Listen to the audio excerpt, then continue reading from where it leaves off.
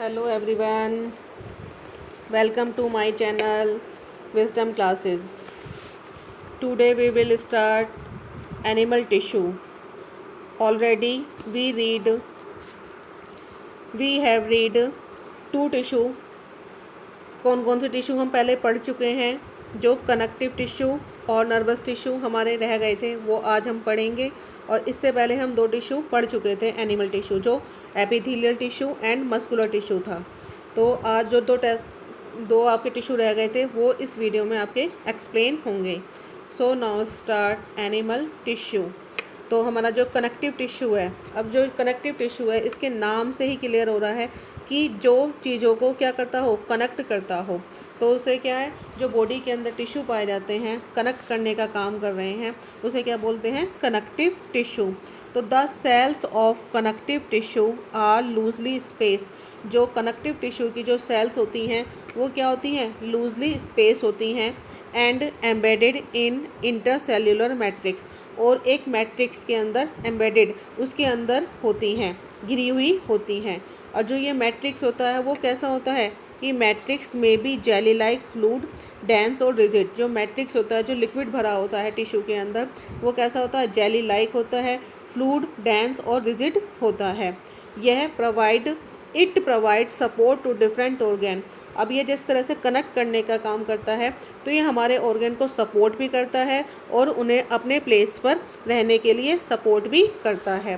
तो connective tissue जो होता है हमारा, कि हमारे ऑर्गन को सपोर्ट करने में, उनको प्लेस पर रखने में हेल्प करता है। Connective tissue has two components. Connective tissue में दो कंपोनेंट्स होते हैं, मैट्रिक्स एंड सेल्यूलर पार्ट। अब इनके बारे में जो मैंने नीचे आपको फ्लो डायग्राम दिखाया है, देखिए जैसे आपका ब्लड है, ब्लड भी क्या है, एक कनेक्टिव टिश्यू है। क्यों टिश्यू है, क्योंकि ब्लड के अंदर जो ब्लड है, ब्लड भी हमारे जो जोड़ने का, कनेक्ट करने का काम करता है। कैसे कि जो ब्लड है हमारा, ब्लड के अंदर two cellular components and matrix, two components में डिवाइड होता है।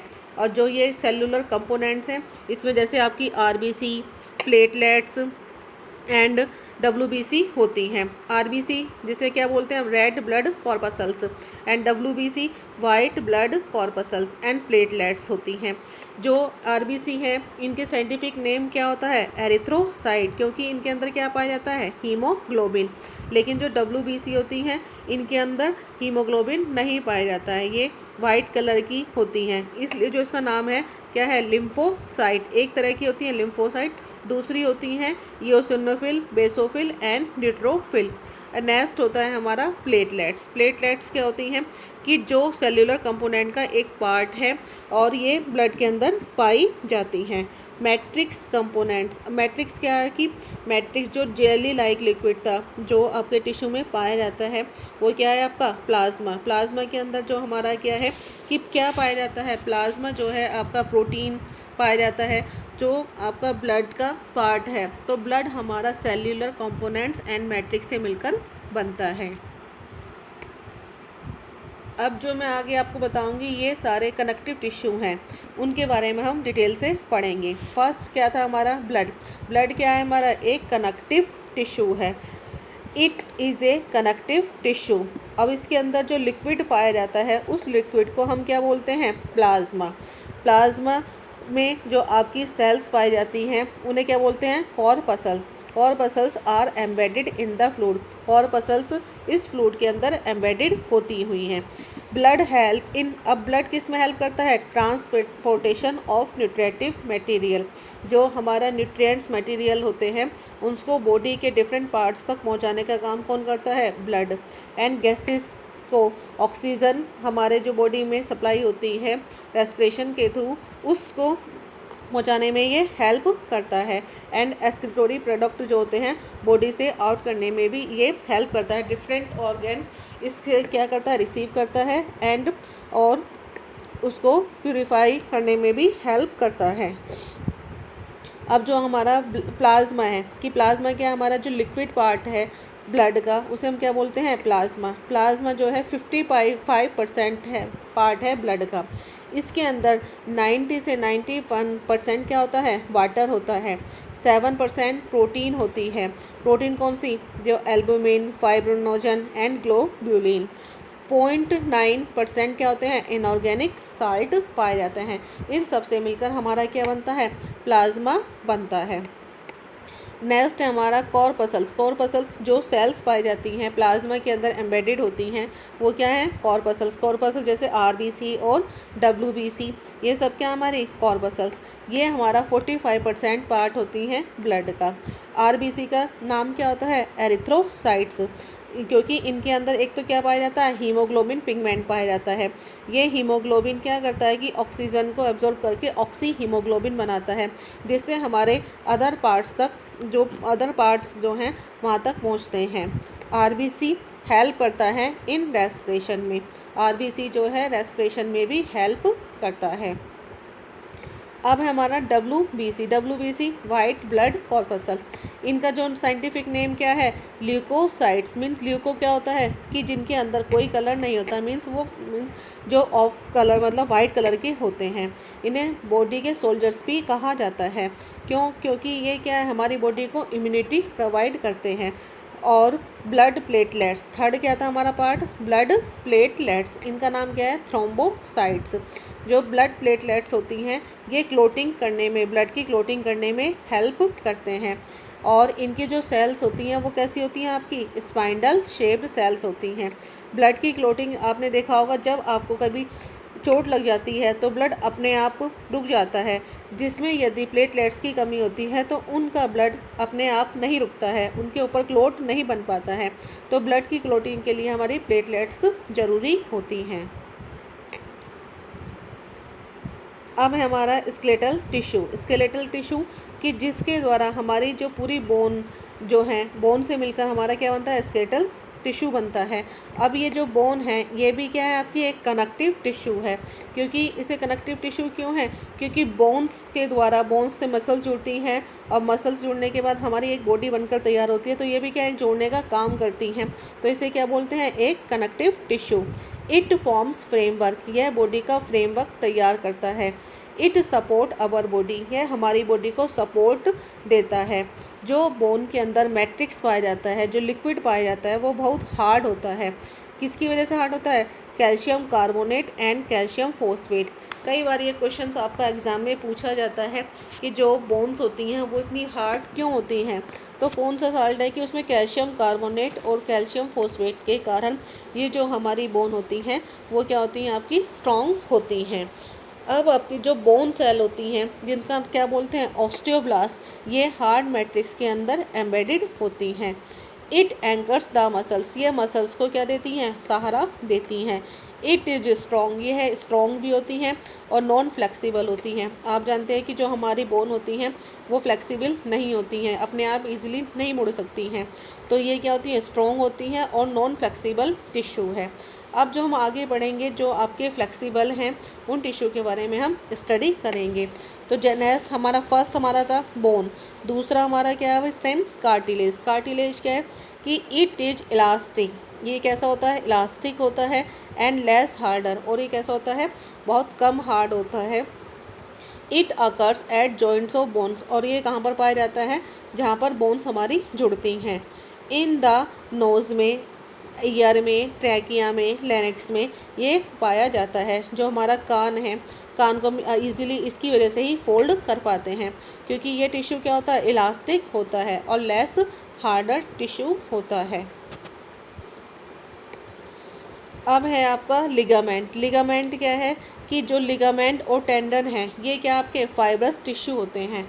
फाइब्रस टिश्यू क्या है कि जो जिनके जो टिश्यू है, जिनकी सेल्स हैं वो कैसी होती हैं, आपकी फाइब्रस टाइप होती हैं। तो जो आपका लिगामेंट्स और टेंडन्स है, तो लिगामेंट्स क्या करते हैं, दो bones can be connected by ligament. जब दो बोन जुड़ती हैं वो किसके द्वारा जुड़ती हैं, आपकी लिगामेंट्स के द्वारा। और इट इज़ वेरी इलास्टिक, यह कैसा होता है, आपका इलास्टिक होता है। Due to presence of yellow fibres, किसकी वजह से होता है, येलो फाइबर्स की वजह से। और टेंडन्स क्या होते हैं कि it connect muscles to bones, ये बोन्स मसल्स जो हैं, जो मसल्स और टू बोन्स को कनेक्ट करने का काम करते हैं। इट्स फाइब्रस टिश्यू, इसका जो फाइब्रस टिश्यू होता है वो ग्रेट स्ट्रेंथ होती है बट लिमिटेड फ्लेक्सिबिलिटी होती है। लिमिटेड फ्लेक्सिबिलिटी मीन्स ये अपने आप बहुत ज़्यादा नहीं मुड़ सकते, तो इनकी क्या होती है, जो फ्लेक्सिबिलिटी की जो पावर होती है वो लिमिटेड होती है।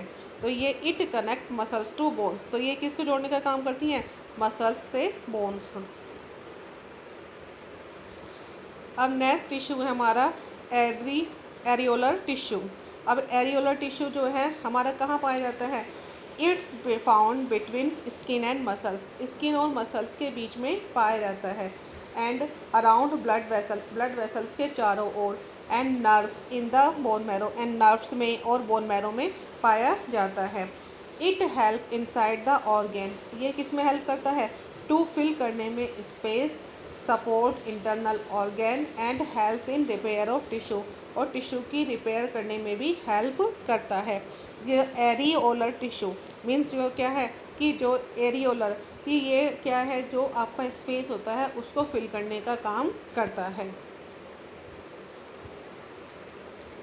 नेक्स्ट टिश्यू है हमारा एडिपोज टिश्यू। एडिपोज टिश्यू की it is found below the skin, कि ये कहाँ पाया जाता है, स्किन के नीचे पाया जाता है।